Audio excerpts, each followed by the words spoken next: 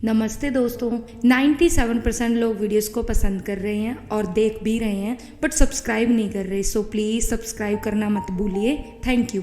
आइए वीडियो शुरू करते हैं। ओशो कहते हैं, एक आदमी बीमार था और बीमारी कुछ उसे ऐसी थी कि दिन रात उसे भूख लगती थी। सच तो यह है, उसे बीमारी कुछ भी ना थी। भोजन के संबंध में उसने कुछ विरोध की किताबें पढ़ ली थी। उसने पढ़ लिया था कि भोजन पाप है, उपवास पुण्य है, कुछ भी खाना हिंसा करना है। जितना वह ये सोचने लगा कि भोजन करना पाप है, उतना ही भूख को दबाने लगा। जितना भूख को दबाने लगा, उतनी भूख असर्ट करने लगी, जोर से प्रकट होने लगी। तो वह 2-4 दिन उपवास करता था और एक दिन पागल की तरह कुछ भी खा जाता था। जब कुछ भी खा लेता था तो बहुत दुखी होता था, क्योंकि फिर खाने की तकलीफ झेलनी पड़ती थी। फिर पश्चाताप में 2-4 दिन उपवास करता था और फिर कुछ भी खा लेता था। आखिर उसने तय किया कि यह घर रहते हुए ठीक नहीं हो सकेगा, मुझे जंगल चले जाना चाहिए। वह पहाड़ पर गया, एक हिल स्टेशन पर जाकर एक कमरे में रहा। घर के लोग भी परेशान हो गए थे।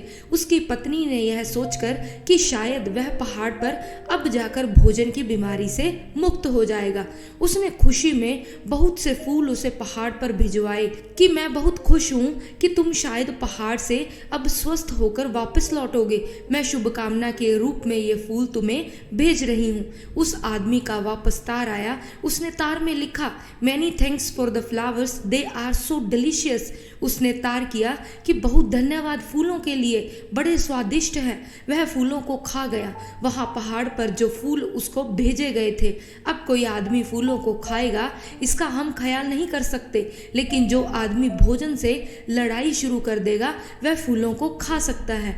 आदमी संभोग से लड़ाई शुरू किया और उसने क्या क्या संभोग के नाम पर खाया, इसका आपने कभी हिसाब लगाया?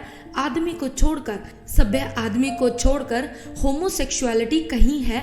जंगल में आदिवासी रहते हैं, उन्होंने कभी कल्पना भी नहीं की है कि होमोसेक्सुअलिटी जैसी चीज भी हो सकती है कि पुरुष और पुरुष के साथ संभोग कर सकते हैं। यह भी हो सकता है, यह कल्पना के बाहर है। मैं आदिवासियों के पास रहा हूँ और उनसे मैंने कहा कि सभ्य लोग इस तरह भी करते हैं। वे कहने लगे, हमारे विश्वास के बाहर है, यह कैसे हो सकता है? लेकिन अमेरिका में उन्होंने आंकड़े निकाले हैं, 35% लोग होमोसेक्सुअल हैं और बेल्जियम, स्वीडन, हॉलैंड में होमोसेक्सुअल्स के क्लब हैं, सोसाइटीज हैं, अखबार निकलते हैं और वे सरकार से यह दावा करते हैं कि होमोसेक्सुअलिटी के ऊपर से कानून उठा दिया जाना चाहिए, क्योंकि 40% लोग जिसको मानते हैं, तो इतनी बड़ी माइनॉरिटी के ऊपर हमला है यह आपका। हम तो मानते हैं कि होमोसेक्सुअलिटी ठीक है, इसलिए हमको हक होना चाहिए। कोई कल्पना नहीं कर सकता कि यह होमोसेक्सुअलिटी कैसे पैदा हो गई। संभोग के बाबत लड़ाई का यह परिणाम है। जितना सभ्य समाज है उतनी वेश्याएं हैं। कभी आपने यह सोचा कि ये वेश्याएं कैसे पैदा हो गई? किसी आदिवासी गांव में जाकर वेश्या खोज सकते हैं आप? आज भी बस्तर के गांव में वेश्या खोजनी मुश्किल है और कोई कल्पना में भी मानने को राजी नहीं होता कि ऐसी स्त्रियां हो सकती हैं जो कि अपनी इज्जत बेचती हूँ, अपना संभोग बेचती हूँ। लेकिन सभ्य आदमी जितना सभ्य होता चला गया, उतनी वेश्याएं बढ़ती चली गई। क्यों?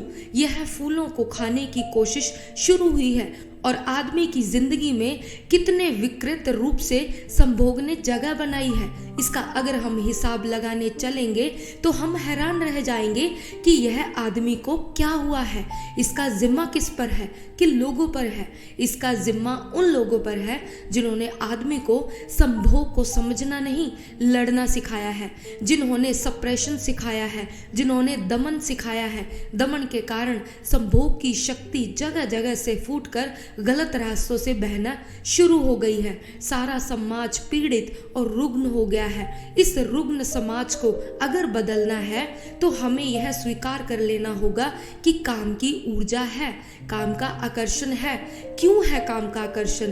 काम के आकर्षण का जो बुनियादी आधार है, उस आधार को अगर हम पकड़ ले तो मनुष्य को हम काम के जगत से ऊपर उठा सकते हैं। और मनुष्य निश्चित काम के जगत के ऊपर उठ जाए तो ही राम का जगत शुरू होता है। खजुराहो के मंदिर के सामने मैं खड़ा था और 10-5 मित्रों को लेकर वहां गया था। खजुराहो के मंदिर के चारों तरफ की दीवार पर तो मैथुन चित्र हैं, काम वासनाओं की मूर्तियां हैं। मेरे मित्र कहने लगे कि मंदिर के चारों तरफ यह क्या है। मैंने उनसे कहा, जिन्होंने यह मंदिर बनवाया था वे बड़े समझदार लोग थे। उनकी मान्यता यह थी कि जीवन की बाहर की परिधि पर काम है और जो लोग अभी काम से उलझे हैं उनको मंदिर में भीतर प्रवेश का कोई हक नहीं है। फिर मैं अपने मित्रों को कहा, भीतर चलें। फिर उन्हें भीतर लेकर गया। वहां तो कोई काम प्रतिमा ना थी, वहां भगवान की मूर्ति थी। वे कहने लगे, भीतर कोई प्रतिमा नहीं है। मैंने उनसे कहा कि जीवन की बाहर की परिधि पर काम वासना है, जीवन की बाहर की परिधि दीवार पर काम वासना है, जीवन के भीतर भगवान का मंदिर है। लेकिन जो अभी काम वासना से उलझे हैं वे भगवान के मंदिर में प्रवेश के अधिकारी नहीं हो सकते। उन्हें अभी बाहर की दीवार का ही चक्कर लगाना पड़ेगा। जिन लोगों ने यह मंदिर बनाया था वे बड़े समझदार लोग थे। यह मंदिर एक मेडिटेशन सेंटर था, यह मंदिर एक ध्यान का केंद्र था।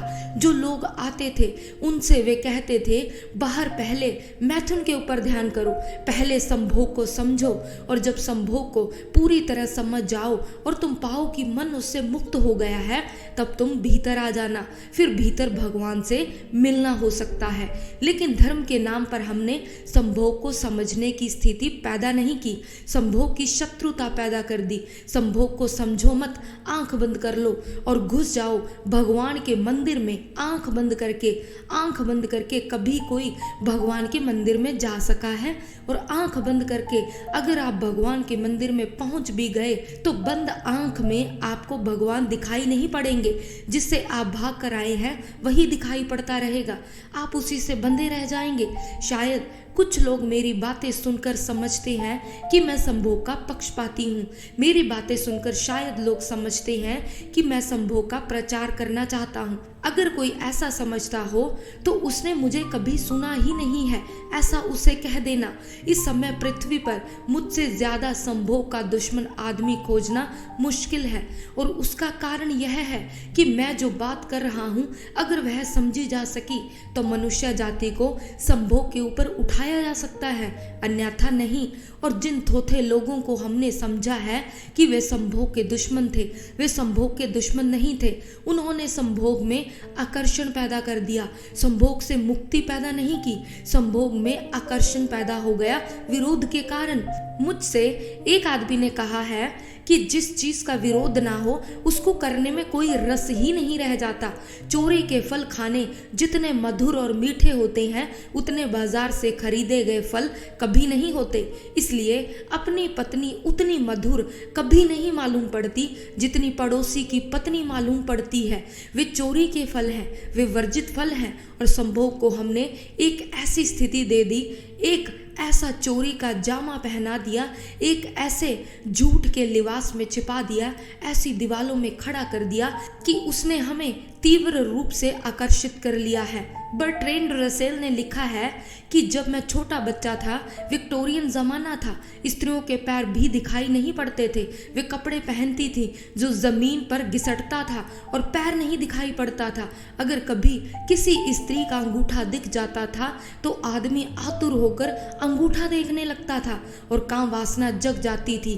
और रसेल कहता है कि अब स्त्रियां करीब करीब आधी नंगी घूम रही हैं और उनका पैर पूरा दिखाई पड़ता है लेकिन कोई असर नहीं होता।